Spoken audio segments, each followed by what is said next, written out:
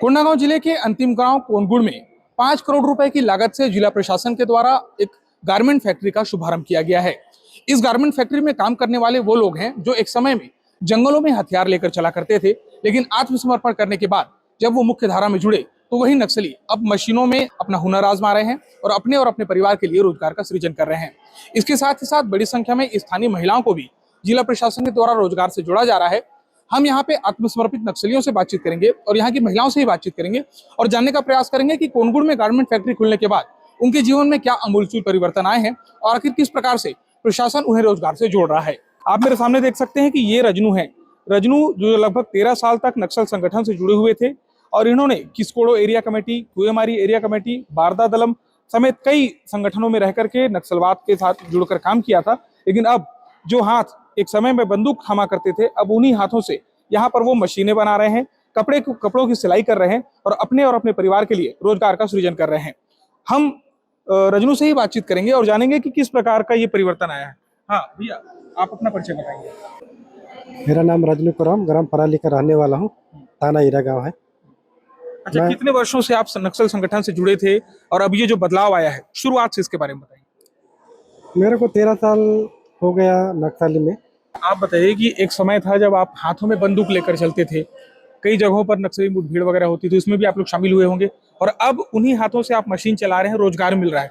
कितना बड़ा परिवर्तन है आपके और आपके परिवार के लिए? मेरे लिए और मेरे परिवार के लिए बहुत परिवर्तन हो गया। बहुत बड़ा परिवर्तन हो गया। घर वाले लोग भी खुशी में है। अभी पहले बहुत दुखी में थे, कैसे क्या होगा क्या नहीं होगा बोल के। अभी बहुत परिवार बदल गया।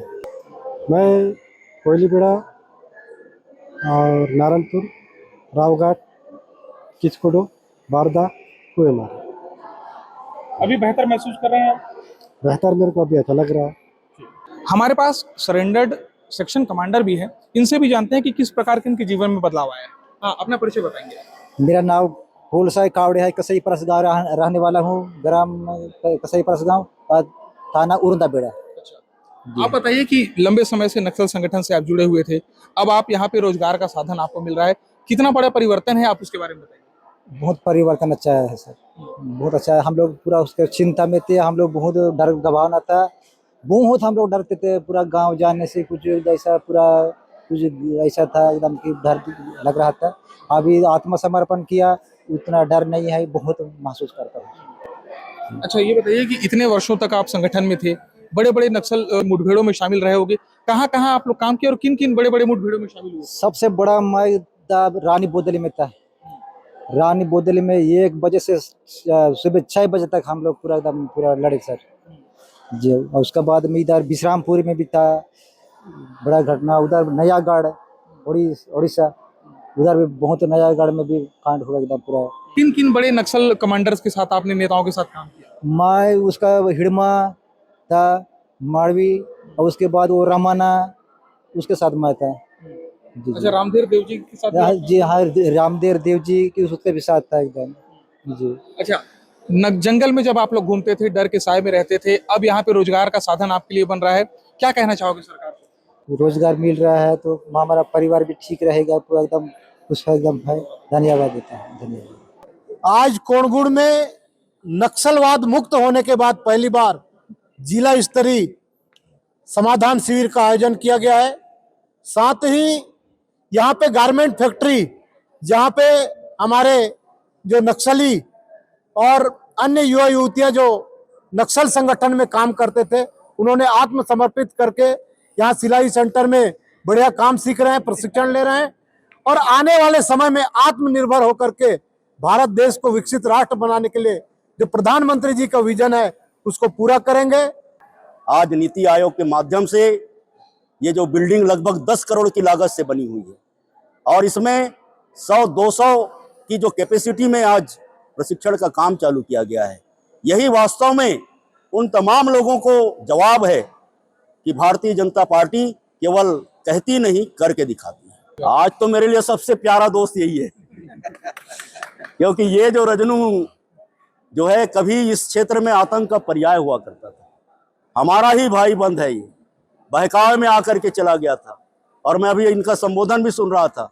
वो हमारे पूरे क्षेत्र के लोगों को ये कह रहे थे कि जिंदगी में दोबारा कभी नहीं जाना है उधर। 13 साल उन्होंने कष्ट झेला, अपने 3 बच्चों का कभी मुलाकात होती थी, कभी नहीं होती थी। आज ये बहुत खुश है और हमारे साथ कंधे से कंधा मिला करके खड़ा है। जी, आज RSIC जो नीति आयोग के द्वारा जो स्कीम के अंतर्गत गारमेंट फैक्ट्री जो कोंगू में हमने इस्टेब्लिश किया है, उसका आज निरीक्षण किया था। अभी फैक्ट्री अंडर ट्रेनिंग है और कुछ दिनों में इसका प्रोडक्शन भी चालू होगा। इसमें लगभग आज के दिन में 100 लोग वहाँ पर काम कर रहे हैं, जिसमें 85 महिलाएं हैं।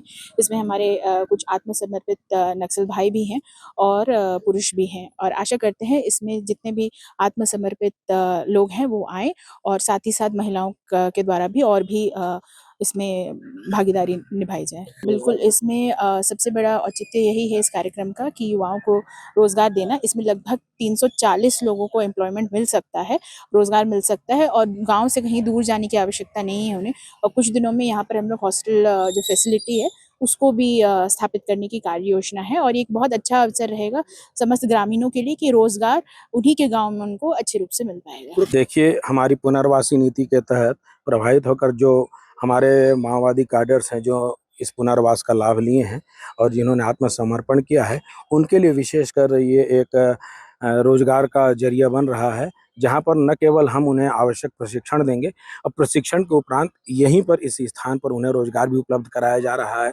और आज 154 आत्मसमर्पित हमारे पुनर्वासी कैडर, जो कि थाना ईरा गांव, थाना धनौरा, थाना उरंदा बेड़ा के हमारे रहवासी हैं, उनको आज यहाँ पर लाया गया था और इस अभियान से जोड़े जाने का हमने उनका प्रयास किया, जो कि एक तरह से सफल रहा है। ये जो बड़े कैडर आज पुनर्वास का लाभ ले रहे हैं, इसमें मुख्य रूप से बारदा दलम के और कुएमारी दलम तथा किस्कोडो दलम के कमांडर कैडर के नक्सल रहे हैं, जो कि कभी इस क्षेत्र में जिनका काफ़ी दहशत था, आज वह जो है हमारे पुनर्वास केंद्र में प्रशिक्षण लेकर के शासकीय मशीनरी की सुरक्षा, शासकीय इमारतों की सुरक्षा का न केवल काम कर रहे हैं, बल्कि कुछ ऐसे भी हैं जिन्होंने मैकेनिक का प्रशिक्षण लिया है और हमारे इस प्रशिक्षण केंद्र के विभिन्न मशीनरियों के रख रखाव सुधार का भी जिम्मा संभाल रहे हैं। हाँ, आने वाले दिनों में जैसा कि यह क्षेत्र बढ़ रहा है और इस प्रीमाइसेस में हमारी अन्य गतिविधियां भी आरंभ होंगी, तो निश्चित रूप से यहाँ पर पुलिस की आवाजाही बढ़ेगी। ऐसे में हमने यहाँ पर चौकी के मांग का प्रस्ताव प्रेषित किया है